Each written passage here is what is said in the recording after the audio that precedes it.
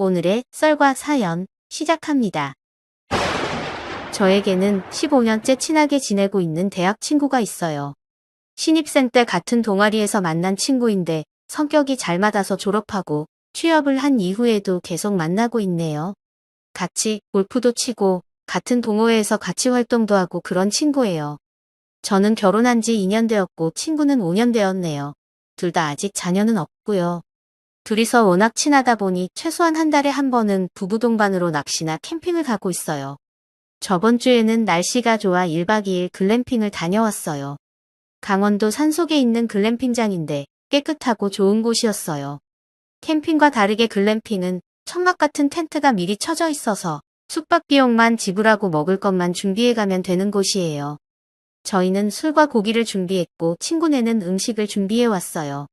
토요일 12시에 글램핑장에 도착해서 각자 사이트에 짐을 풀고 정리한 후 곧바로 식사를 하기 위해 준비했어요.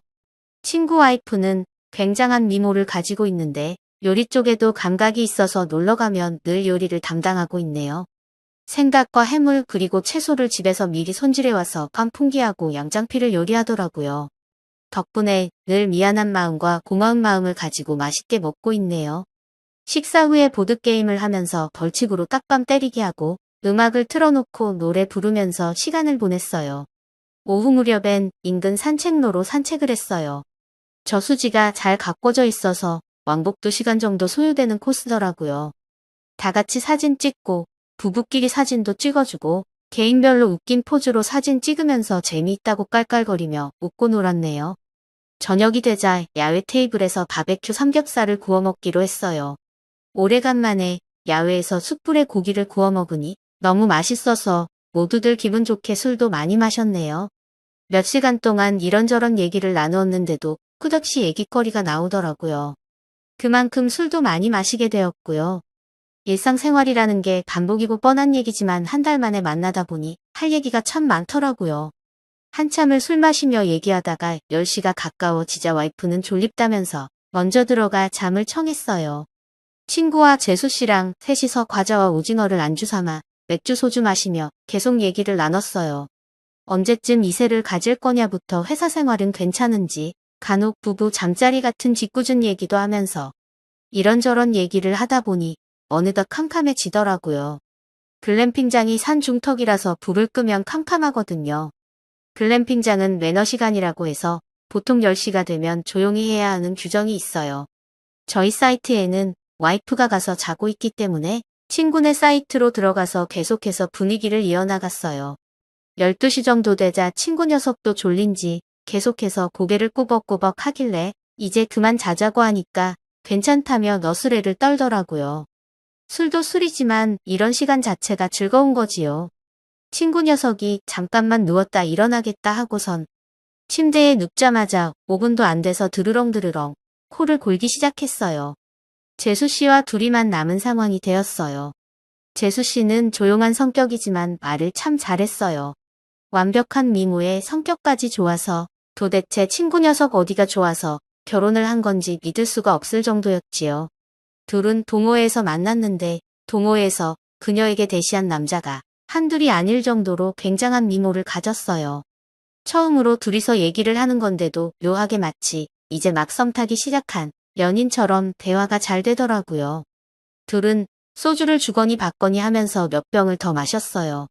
분위기가 좋고 기분도 좋았어요. 그런데 역시나 남녀가 둘이만 있으니 사고가 터지더라고요. 아무리 친한 친구의 와이프일지라도 피해가지 않더군요.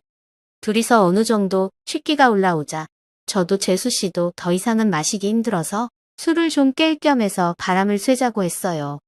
밖으로 나오니 산속 하늘의 별이 정말 아름답더군요. 마치 바로 머리 위에 있는 듯 가까워 보였어요. 둘은 조금씩 비틀비틀하면서 5분 정도 걷다가 아무도 없는 조용한 곳에 멈춰서 별빛과 달빛만 있는 하늘을 바라봤어요. 이후 서로 아무런 말이 없으니까 어색해서 무슨 말이라도 해야 할 것 같은데 딱히 해야 할 말이 떠오르지 않더라고요. 솔직히 그 분위기가 좋아서 그대로 즐기고 싶은 마음도 어느 정도는 있었어요. 황홀한 분위기에 취해서 한참 동안 말없이 하늘을 바라보자 어색하지만 야릇한 기류가 흐르는 것 같더라고요. 술 취한 남자의 혼자만의 착각일 수도 있지만 최소한 재수 씨가 이제 그만 들어가자는 말을 하지는 않았으니까요. 결국 재수 씨가 여자로 보이기 시작했고 맘속으로 이러면 안 돼를 외치면서도 끓어오르는 감정을 억누르는데 실패했네요. 제정신이 아닌 척하면서 재수 씨의 손을 잡으니까 재수 씨가 저를 쳐다보는데 의외로 저의 손을 뿌리치지 않더라고요. 그 상태로 서로의 눈을 10초 정도 바라보다가 거의 서로 동시에 입을 맞추기 시작했어요. 둘 다 술에 취해서 그런지 적극적으로 서로의 감정을 표출했네요.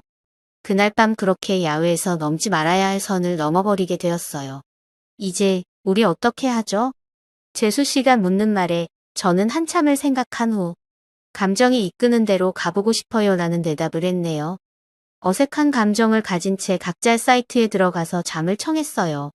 다음날 느지막이 일어나서 점심을 준비하는데 재수 씨는 아무 일 없었다는 듯이 말하고 행동을 하더라고요. 물론 저도 아무렇지도 않는 듯이 행동을 했어요. 그날 하루 종일 끝까지 가보고 싶은 마음과 우정을 배신하지 말자는 마음이 교차하면서 머릿속이 복잡했어요. 친구 녀석이 자꾸 밤엔 낚시를 갈지 골프를 칠지 어떤 것이 좋겠냐며 물어보는데 그런 것엔 관심이 가질 않고 오직 재수 씨와 관계를 어떻게 정리해 나가야 할지만 생각하고 있었어요. 점심을 먹고 짐을 정리한 후 헤어지기 전에 운전석에 앉은 친구 녀석과 조심히 운전해서 가라는 인사를 하면서 옆에 앉은 재수 씨의 눈을 쳐다봤어요.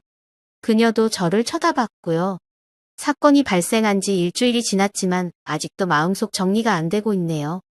저의 이성은 실수이고 여기서 끝내라고 말하는데 감정은 그렇지가 않네요. 왠지 이 감정을 억누를 수 없을 것 같은 불길한 예감이 들면서 일주일째 여전히 재수 씨와 그날 밤 일만을 생각하며 보내고 있어요.